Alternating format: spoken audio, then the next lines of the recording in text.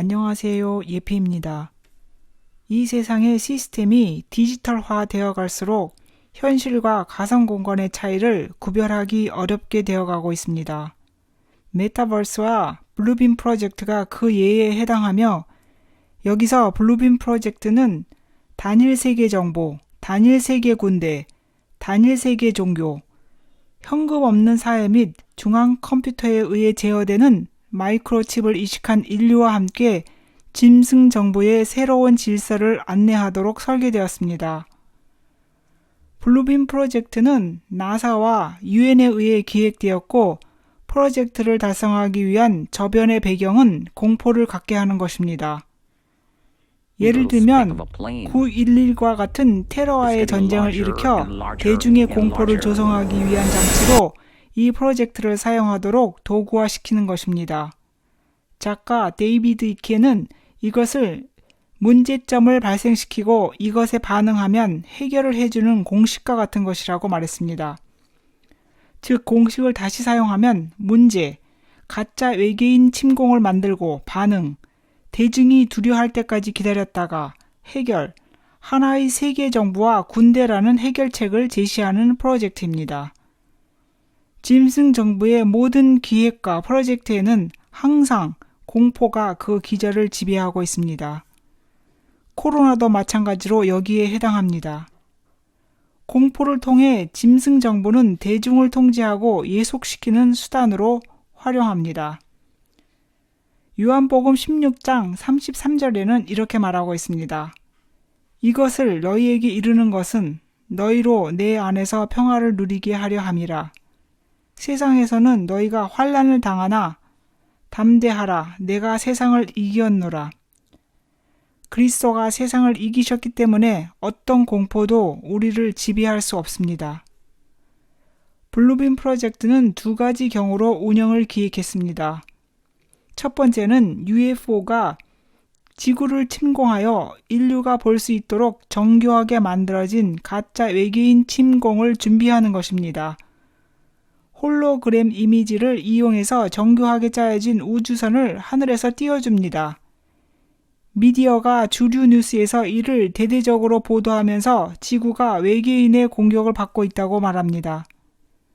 이런 위장 공격을 통해 유엔은 각 국가에게 핵 공격에 대비하도록 하면서 그 해결책으로 계엄령을 선포하고 외계인 침공에 맞서 싸울 세계 정부와 군대를 도입하게 합니다. 두 번째 프로젝트는 종교적으로 예언된 시나리오를 현실화시키는 것입니다. 성경에서 말하는 표적과 기사를 인위적으로 만들어 실제처럼 인식하게 만드는 것입니다.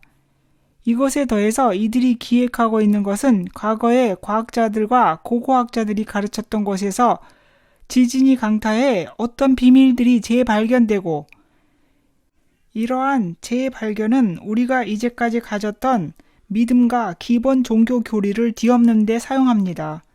즉, 특정한 장소에서 지진이 발생해 갑자기 새로 발견된 고대 이전의 것들에서 우리가 이제껏 믿었던 전통 종교들의 해석이 잘못되었고, 그래서 전통 종교는 폐기되어야 한다고 말합니다. 이 비밀들의 발견은 고대 문헌 그 이전의 것으로 기독교인들의 신앙을 붕괴시키고 뒤흔드는 데 필요한 증거로 사용하기 위함입니다. 이로 인해 엄청난 규모의 사회적 종교적 혼란을 야기시킵니다. 즉, 내가 이제껏 믿었던 예수 그리스도는 사실이 아니었던 거였어 라고 믿음의 전환을 가져오도록 유도합니다. 그런 다음 3차원의 여러 가지 광학 홀로그램 이미지를 세계 여러 지역에 레이저로 투사하는 1000개의 별이 빛나는 밤과 같은 거대한 우주쇼를 전개시킵니다.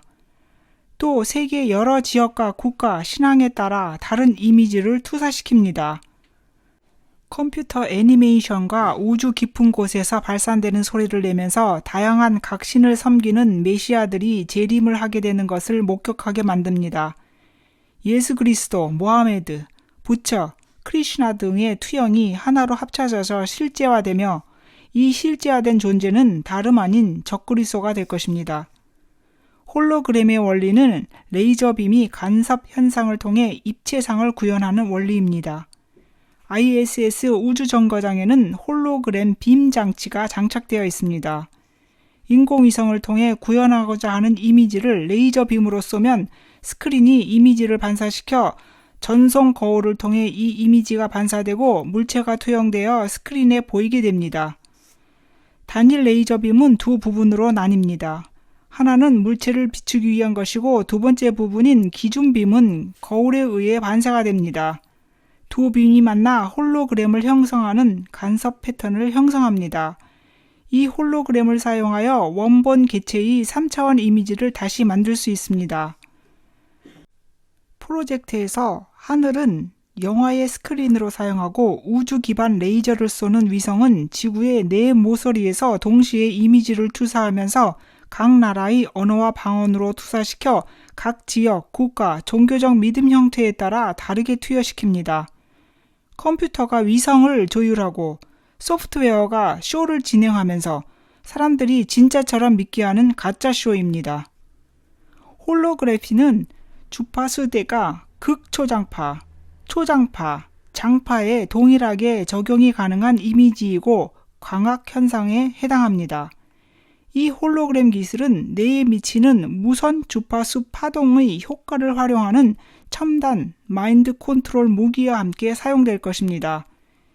이미지를 하늘에 띄우고 집단적 사고를 유발하여 사람들에게 외계인의 침공이나 그리스도의 재림을 보고 있다고 확신시킵니다. 또 그리스도의 재림 때 울려 퍼질 조작된 트럼펫 소리와 천사가 강림하는 속임수도 사용합니다. 무선 주파수 파동 기술은 이미 존재하며 널리 보급하기 위해 5G가 기본 뼈대로 작동합니다.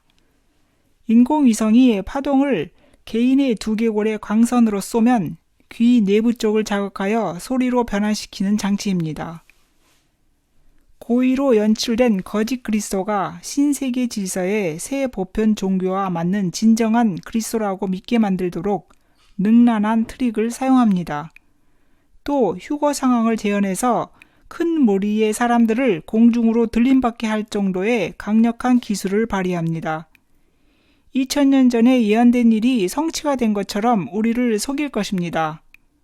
블루빔 프로젝트는 그리스도와 요한계시록을 속이기 위한 프로젝트이고 그리스도인을 속여서 믿음에서 떠나가게 하려는 의도를 가지고 있습니다.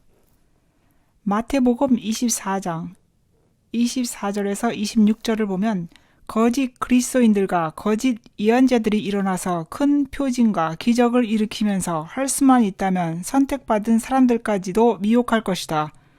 그러므로 그들이 너희에게 보아라 그리스도가 광야에 계신다 하고 말하더라도 너희는 나가지 말고 그리스도가 골방에 계신다 하더라도 너희는 믿지 말아라. 그리스도인이 깨어있다는 것은 미혹과 거짓에 속지 않는다는 의미입니다.